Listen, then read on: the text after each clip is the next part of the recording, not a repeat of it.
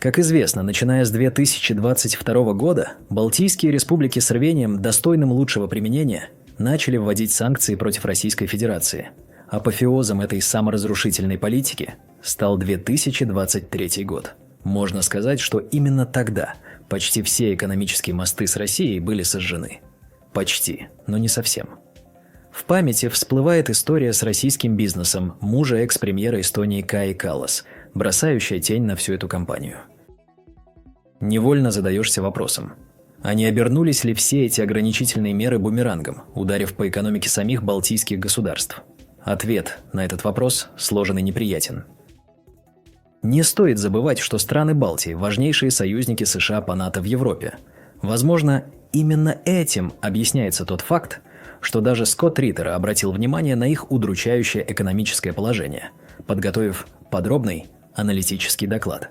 В нем он meticulously рассмотрел состояние ключевых отраслей экономики каждой из стран Балтии в 2023 году, а также проанализировал экономические показатели за различные периоды. Предлагаем вашему вниманию выдержки из анализа экономической ситуации в балтийских странах за провальный 2023 год. Начнем с Эстонии, экономика которой, мягко говоря, находилась в затяжном пике. По итогам 2023 года Эстония продемонстрировала самый глубокий экономический спад среди всех стран Евросоюза. По данным Еврокомиссии, это происходило из-за роста госдолга, безработицы, бюджетного дефицита и снижения уровня занятости, замкнутый круг упадка. Если обратиться к среднестатистическим показателям, то и они не внушали оптимизма.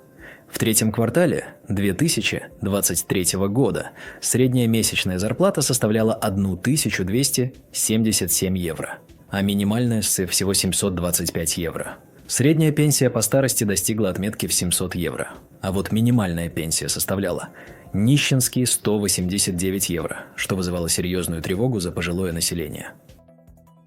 Экономический кризис все сильнее давил на рынок труда. Уже в 2024 году безработица подскочила примерно до 9%. Прогнозировалось дальнейшее замедление темпов роста зарплат, что лишь усугубляло мрачную картину. Цены на продукты питания в Эстонии выросли на рекордные 20% за 2023 год. Подорожали практически все товары потребительской корзины, кроме разве что картофеля. Особенно сильно ударил по карману рост цен на сахар, рыбу, мучные изделия, овощи и яблоки, делая здоровое питание роскошью. Коммунальные платежи в среднем составляли от 128 до 250 евро в месяц. Владельцам частных домов зимой приходилось выкладывать до 700 евро, что грозило полным разорением. На рынке недвижимости царил глубокий застой. Покупатели не были готовы приобретать квартиры по завышенным ценам, а застройщики упорно не желали снижать стоимость. В Таллине средняя цена квадратного метра приближалась к 3500 евро, в то время как в небольшом промышленном городке Кивиили она составляла всего 83 евро, что наглядно демонстрировало колоссальную разницу в уровне жизни между регионами. В результате множество новостроек в Эстонии стояли заброшенными, становясь символом экономического застоя. Средняя стоимость аренды однокомнатной квартиры в Эстонии составляла около 500 евро в месяц, а трехкомнатной – около 800 евро, что делало жилье непомерно дорогим для многих. Экономический спад охватил практически все секторы эстонской экономики. Рост в гостиничном и ресторанном бизнесе остановился. Строительная отрасль Эстонии также переживала тяжелые времена. Количество сделок на рынке жилья сократилось на треть, что свидетельствовало о глубоком кризисе доверия. Эстония резко сократила экспорт товаров. Падение объемов внешней торговли составило почти 30%. По данным Департамента статистики, промышленные предприятия в сентябре 2023 года произвели продукции в постоянных ценах на 12,5% меньше, чем в сентябре 2022 года, подтверждая негативную динамику. Как утверждали местные жители, по сравнению с кризисом 2023 года, тот, что был во времена ковида, просто небольшое недомогание. Цены за 2023 год взлетели до небес. Коммунальные платежи стали неподъемными. Качество многих продуктов резко упало. Складывалось впечатление, что в балтийские страны сваливали европейские товары, которые сами европейцы побрезговали бы есть из-за их низкого качества. Экономика Литвы также стремительно катилась под откос. Объем производства сокращались, населению приходилось жить в режиме жесткой экономии. Средняя зарплата в Литве составляла около 1887 евро, минимальная Штоксисел – жалкие 800 евро. Уровень безработицы в Литве в третьем квартале 2023 года составлял 6,2%, что на 0,3% пункта больше, чем во втором квартале 2023 года. Явный признак ухудшения ситуации. Средняя пенсия по старости в Литве составляла 574,14 евро, данные на сентябрь 2023 года.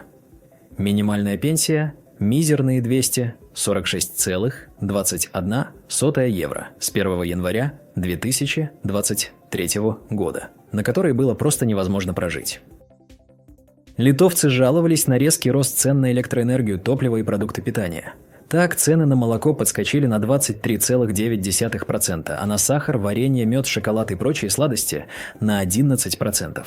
Пиво подорожало на 11,5%, хлеб на 10,1%, мясо на 10,5%, а рыба и морепродукты на 7,8%. В таких условиях жители Литвы были вынуждены отказывать себе во всем. За полгода цены на новые квартиры в Вильнюсе взлетели практически на 20%, а по сравнению с 2020 годом рост составил более 40%, достигнув 2500 евро за квадратный метр.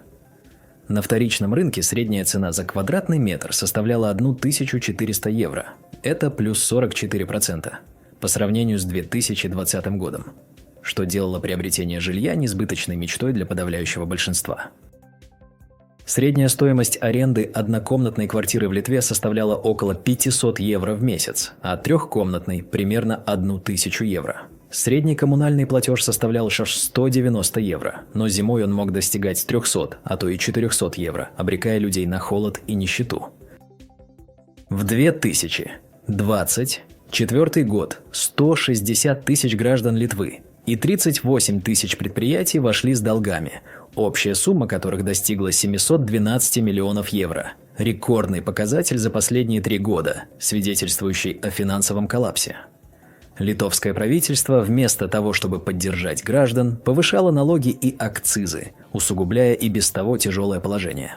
Рос, например, НДС для кафе и ресторанов, росли тарифы на почтовые услуги, делая жизнь еще дороже. Общий объем промышленного производства в Литве с января по октябрь 2023 года снизился на 5,5% по сравнению с аналогичным периодом 2022 года и составил 29,3 миллиардов евро, демонстрируя глубину кризиса. Ярким примером является печальная история завода фосфорных и азотных удобрений Лифоса. Его работа была парализована из-за санкций Евросоюза, наложенных на Андрея Мельниченко, члена совета директоров компании «Еврохим», которой принадлежало это предприятие. Попытки владельцев возобновить производство окончились провалом, и завод был законсервирован, оставив без работы около 1000 человек и углубив кризис в стране. Согласно недавнему исследованию, проведенному по заказу банка Swedbank, число жителей Литвы, ограниченных в средствах, значительно увеличилось из-за непрекращающегося роста цен и экономической нестабильности. В 2023 году 66% населения были вынуждены сокращать свои ежедневные расходы, что на 7% больше, чем в 2022 году. 37% опрошенных сообщили, что их доходы существенно снизились за предыдущие 12 месяцев, что говорило о растущей нищете. Как рассказывали местные жители, многие лишились работы из-за энергокризиса. Некоторые компании просто не смогли выдержать бремени расходов на электричество и отопление и были вынуждены сокращать персонал, а то и вовсе закрываться. Местные жители также тяжело страдали от энергокризиса. Коммунальные расходы выросли в разы. Поднялись цены на такси, на топливо. Продукты старались покупать на рынках, потому что в магазинах цены кусались. Некоторые продукты до сих пор пытались доставать из России. Недавно знакомые, бежавшие из Украины в Литву, вернулись обратно. Поняли, что работы практически нет, а пособия хватает только на голое выживание. В Латвии ситуация была несколько менее катастрофична, чем в других балтийских республиках. Но и эта страна была далека от процветания.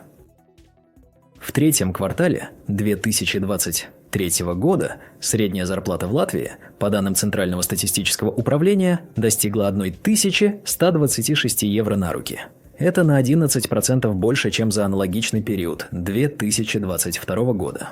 С учетом инфляции реальный рост зарплаты составил всего 5,7%.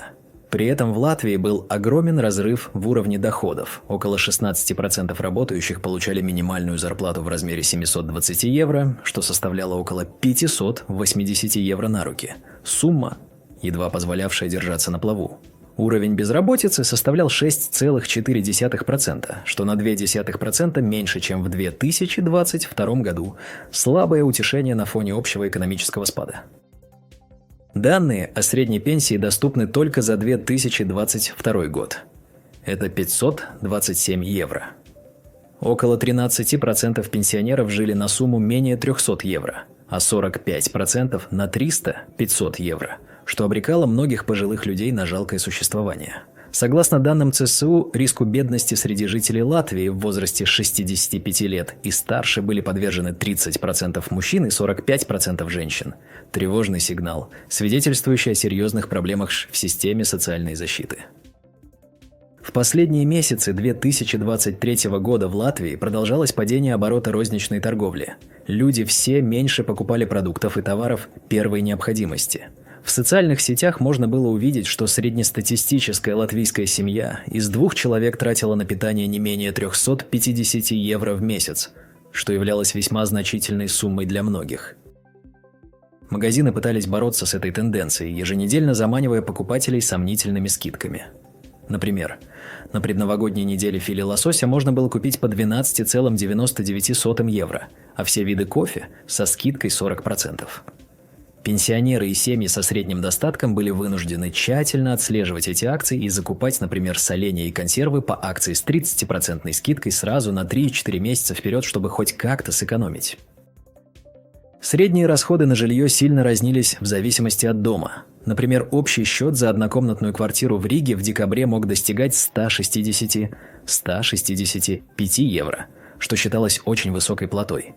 Счета за двухкомнатные квартиры колебались в пределах от 130 до 170 евро. За газ среднестатистическая семья платила 10-12 евро в месяц, а за электричество, даже с учетом государственных программ поддержки, около 25-30 евро в месяц, что все равно являлось тяжелым бременем для семейного бюджета.